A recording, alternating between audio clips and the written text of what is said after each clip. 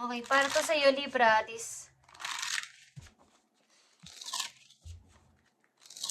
itong reading na to para sa inyo is ngayong February 20. Libra, tingnan natin ang inyong message today.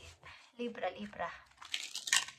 Lalaki at babae man kayong Libra is para to sa inyo. Lalaki man kayo o babae kayong Libra, this is for you. Okay, tingnan natin to, Libra. This is for you. Para sa mga Libra ito. Okay. Meron ditong other woman. Okay, Libra, thinking of you. Meron ditong missing. Okay, meron kayong namimiss o may nakakamiss sa inyong person, guys. Something missing you. Thinking of you. Naiisip kita. O naiisip ka niya, guys. Libra, may nakakaisip sa inyo. I miss you. Okay, missing you. Missing. Para to sa mga Libra, February 20, ano tong missing you o thinking of you sa mga Libra.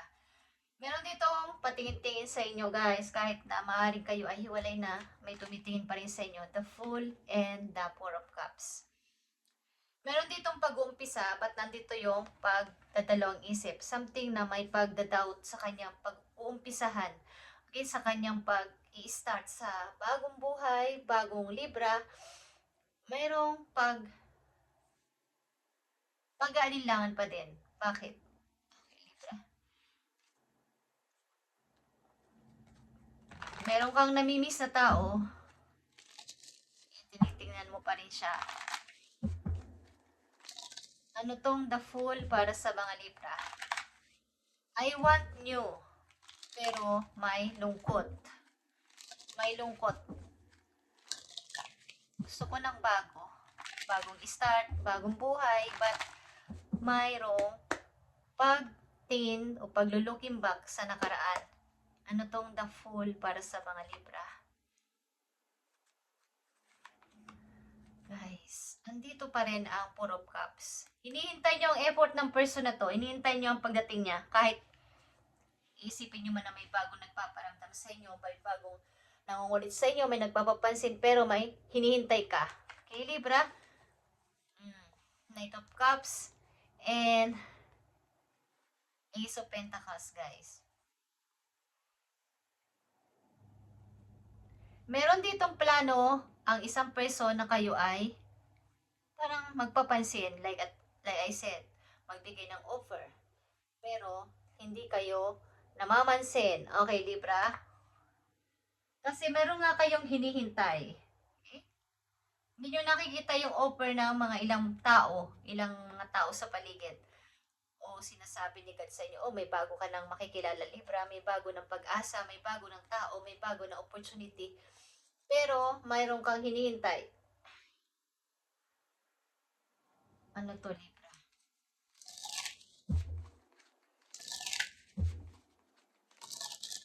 May namimiss kang person, Libra. Hindi mo nakikita ang paparating at mga offers sapagkat may hinihintay kang tao o may namimiss kang tao. Ano to ang Four of Cups? Para sa mga Libra, hindi ka pa nakaka-move on. Ilan sa inyo? Three of Pentacles. Okay, restart. But how? The Hangman. Okay, naka-stuck. Gusto ko ng restart. Gusto ko ng bago. Pero nakahang. Nakikiramdam. Like this. Nakikiramdam. At hindi makapag-start talaga. Ano to, Libra? Okay? Bakit ganito ang inyong nararamdaman? Kaya natin ang pag-ibig na to. So, hanggang plano lang. Gusto ko magbago. Gusto ko nang mag-move on. Pero hanggang plano-plano lang. At hanggang doon lang. Nagmamasid pa din o naghihintay pa din. Ang ilan sa inyo, ano tong missing you? Okay, guys. Separation ito. Time apart from your partners is on the horizon. Ito ay nakatakda talaga mangyari sa inyo. Paghihiwalay, so wala na kayong magagawa dito. Ito ito ay nakatakda na mangyari sa inyong relasyon. Kaya tanggapin nyo na kung ano ang nangyari at mag-start ng bago at tingnan ang paligid. Baka may nag-o-offer o may mga offer ng hindi lang sa pag-ibig, baka opportunities din para sa trabaho or career nyo is andyan is nakatuto kayo sa ganitong klaseng bagay na nasasayang ng inyong araw. Okay, separation is nakatakda ang mangyari. Kasi guys, bakit nandito ang separation? Bakit sila naghiwalay o nakatakdang maghiwalay ng mga kakoneksyon ng mga libra? Okay, bakit sila nakatakdang maghiwalay? Ano ang dahilan at ano ang paliwanag dito?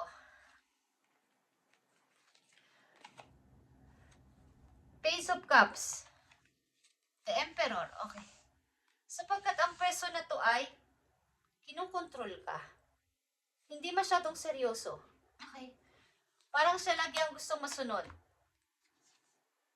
Pala-enjoy sa sarili. Gusto magparami ng money at hindi ka kasama sa pangarap niya. At lagi siyang naaantala o natutokso sa iba. Okay? Maring may promise sa'yo, may pupuntahan kayo, halimbawa lang is may promise sa'yo ganitong oras o may pupuntahan is laging delay sapagkat siya ay nagpapaabala sa ibang tao o natutokso, napapatingin sa iba. Okay, something may natutokso dito. At ito na nga guys, okay? Nasayang na mga taon na inyong pinagsamahan, maaaring 3 years, 5 years, 2 years, okay? Or 3 years, is meron ditong nasayang. May control issue kayo ng person na to, Libra. Okay, anong dapat mo ditong gawin at anong dapat ipayo sa'yo? Ang paghihiwalay nito ay nakatakdang mangyari sa inyo, Libra, sapagkat may maganda pang mangyayari sa iyo.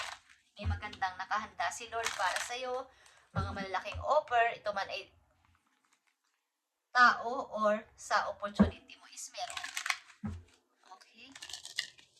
So, andito na ang the Fool. Kailangan mo mag-start ng walang pag-aalala o pag-worry o pagdududa sa iyong gustong gawin. Andito ang 3 of Pentacles and the Hangman is naka-stuck ka pa din. Okay. Dito muna ako hanggat hindi pa siya dumarating o hindi siya nagbibigay ng effort, walang signal. Okay. Okay guys, andito ang payo sa inyo. Sometimes walking away is the only option. Not because you want to make someone miss you. Okay? Nakarelate dito sa missing you. Or na-realize mo na they talk for your granted, but because you finally respect yourself enough to know you deserve better. Okay. Yung pag-alis kasi hindi nangangahulugan na para ma-miss niya ako. Or may-miss kaya niya ako pag umalis ako. Maiisip pa kaya niya ako pag umalis ako. Because kaya ka aalis dahil na-realize mo na yung respeto sa sarili at enough na to. Yung pag-control sa akin, yung panloloko sa akin, para malaman ko na mas may magagandang pagkakataon at mabubuting tao ang paparting sa buhay ko in the near future, hindi lang ikaw. Okay? So ito mga paparting sa inyo guys. Mga bagong tao at mga big opportunity ito. Okay? About din sa inyong career ito.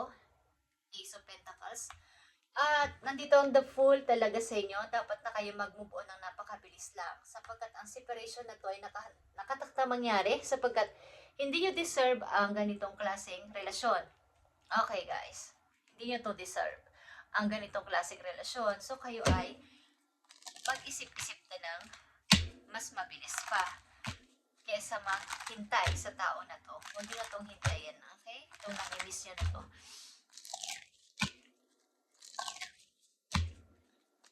Kumbaga, dapat yun ang ma-realize na hindi ko deserve ito. Dapat irespeto nyo ang sarili nyo at malaman nyo na mas may magaganda pang paparating sa buhay ko kahit wala ka o wala ka na. Okay? So, ang person mo ay madaling matukso, something na nangangako ng hindi natutupad at laging delays. Control issue din is here. At hindi seryoso. Parang isip bata pa. Okay, Libra, tingnan pa natin ang about dito. Sa iyong person o sa inyong relasyon. Bakit nga ba kayo nagkaganito? Okay. Open yourself to love again. Ito. Ibig sabihin nito, it is safe for you to let your heart be seen. Don't be scared. Okay. Huwag kang matakot na umibig muli sapagkat meron. Meron mga paparting sa'yo. Hindi mo lang nakikita. You can't see. Hindi mo nakikita sapagkat dito ka nakatutok. Pag waiting for your love. Okay. And pagpipix. Okay, Libra, ito inyong message today, February 20. At para to sa mga Libra na ganito ang sitwasyon, kung hindi nyo pa naumpisahan ang pag-i-start mula sa zero, tama na, Libra. Hindi mo to deserve. At may mga mabubuting tao, bagong tao papating sa'yo at bigay ni God ito na mga opportunity, hindi lang sa pag-ibig, pati sa magagandang opportunity na paparating is meron. So, ang tao na to ay maaaring masyadong baga, nako-comfort.